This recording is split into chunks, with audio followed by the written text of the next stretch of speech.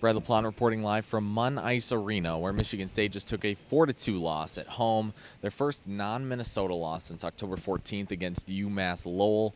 For the first few minutes, actually, it was about 8 minutes, Michigan was putting on a scoring clinic when Mackie Sasmaskevich put in a goal on I think it was the power play, and then Michigan just kind of answered from there. I mean, it was Adam Fantilli who scored one at one point. I mean, again, 3 goals in the first 8 minutes did not look great for MSU, but they did not allow another goal. I mean, St. Cyr had one of his best periods in the second period. It was a long second period too, considering that there were fights involving Adam Fantilli where he got ejected and now won't play tomorrow at Little Caesars Arena in Detroit. Nash Nienhuis was also involved in that same fight where he, again, still will not play tomorrow against Michigan. But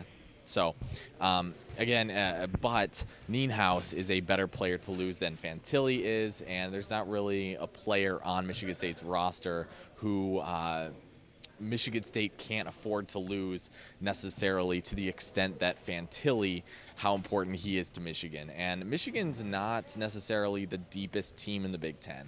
Obviously, that kind of goes to Minnesota, but Michigan State sort of held their own. It was competitive for quite a while.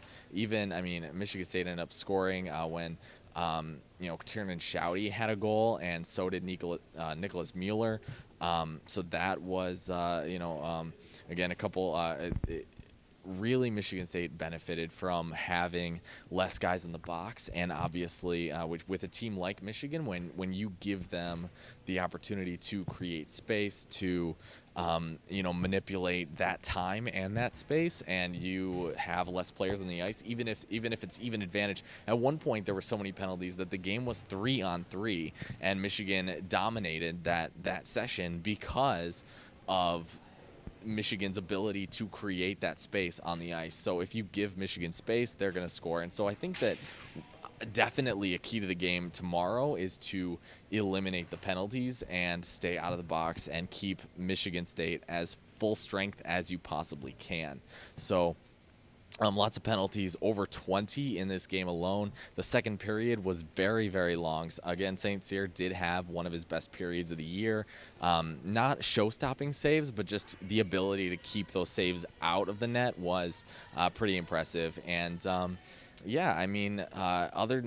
of that empty net goal, Michigan State only allowed the 3 goals in the first 8 minutes. So if you eliminate and clean up those first 8 minutes, you're looking at a totally different hockey game. Michigan State and Michigan rematch tomorrow at 8 p.m. Eastern time and at Little Caesars Arena. So it's going to be, I'm not sure how packed it will be, but Michigan State and Michigan don't have any problems selling out their home arena. So I don't imagine that it will be a small crowd at all. Again, it's at Little Caesars Arena, and this could decide really have major implications on the Big Ten seeding at the end of the season, and it could also, if Michigan State is swept, I mean, them in the pairwise rankings it doesn't look as bad, right? But a split is definitely something that Michigan State could use right now, and not a sweep of Michigan. So again, 4-2 here at Munn Ice Arena. One of those goals obviously being the empty net. Michigan State looks to rebound tomorrow, and then they face Wisconsin on the road the following week before the start of the Big Ten tournament. So you can follow everything Michigan State hockey and more at michiganstate.rivals.com. And I will see you guys again next time.